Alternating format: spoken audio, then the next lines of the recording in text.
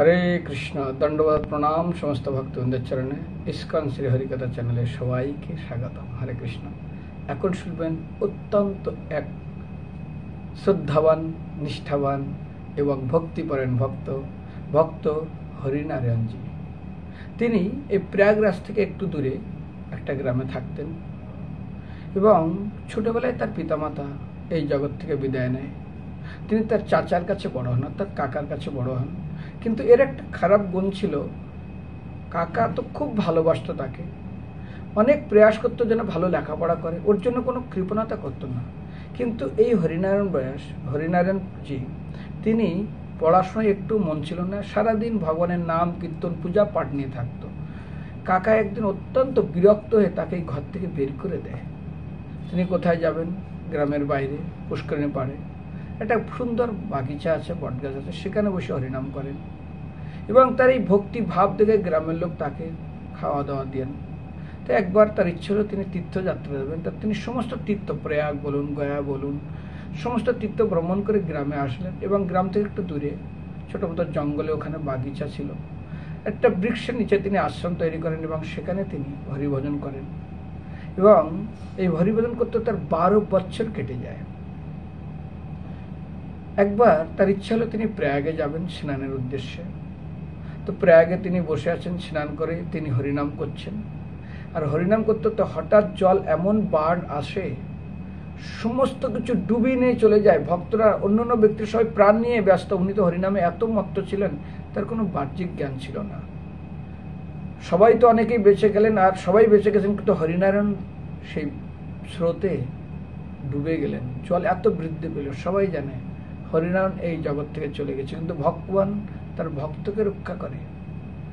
এই করে জল 7 দিন পরে যখন নিচে নামলো, দেখে হরিনারায়ণ এখনো বসে বসে জপ করছে। কারণ সবাই খুব ভালোবাসত। যখন এই বানে সব ডুবে যায়, গ্রামবাসী অত্যন্ত দুঃখিত হয়ে যায় এবং অত্যন্ত তারা শোক করে। কিন্তু হরিনারায়ণকে এইভাবে দেখে তারা আনন্দে আত্মারা হয়ে যায়। ভগবানের ভক্তকে ভগবান কীভাবে রক্ষা করেন।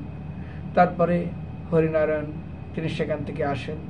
আসার পরে তার ইচ্ছা হলো, আমি ভগবান যখন আমাকে রক্ষা করেছে, আমি পাণ্ডারপুরে যাব এবং তার খুব ছোটবেলাতে ইচ্ছা, আষাঢ়ী পূর্ণিমাতে, আষাঢ়ী একাদশীতে আমি পাণ্ডারপুরে গিয়ে ভগবান পাণ্ডুরঙ্গকে দর্শন করব। সেইবার আষাঢ় মাসে এমন বৃষ্টি হয়েছে, চন্দ্রভাগা নদী আছে, আমি কয়েকবার গেছি পাণ্ডারপুরে। তো আমিও দেখেছি কিভাবে বান আসে। একবার আমি দেখেছিলাম, দেখতে দেখতে দেখতে জল কোথায় উঠে যায় রে ভাই, পাহাড়ি জল। তো উনি দর্শন করতে যাবেন, সময় হয়ে গেছে। একাদশীর যে তিথি, যে সময়, সেটা উত্তীর্ণ হয়ে যাচ্ছেন। তিনি এই নদীর এই পারে বসে বসে খুব মনক্ষুণ্ণভাবে ভগবানের নাম করছেন আর ভগবানের চূড়া দেখছেন। এই করতে করতে সময় বেড়েছে আর জল আরো বেড়ে যাচ্ছে।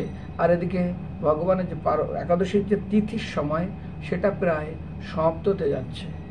তিনি কি করলেন, কি করবেন না করবেন, ভগবানকে স্মরণ করে, পণ্ডনাথকে স্মরণ করে তিনি যে হরিণের চামড়ার উপরে বসে আসন করে জপ করতেন, সেই চামড়াটা তিনি দিয়ে দিলেন জলের উপরে, দিয়ে তিনি সেখানে বসে পার হয়ে গেলেন। তিনি সম্পূর্ণ বিশ্বাস করেছিলেন ভগবান আমাকে রক্ষা করবেই।